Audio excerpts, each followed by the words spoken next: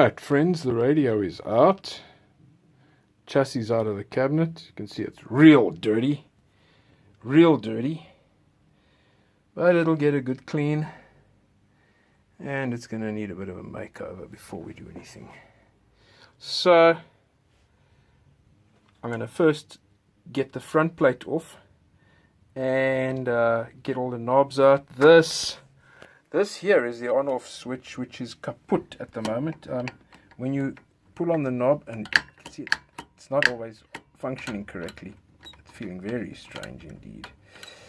So that's going to get taken off and seen to, so that I can get rid of this monstrosity right here and try and get it back working in its original form. So that's the plan. So let's get busy with that. Thanks for watching, and I will see you in the next video. Ciao.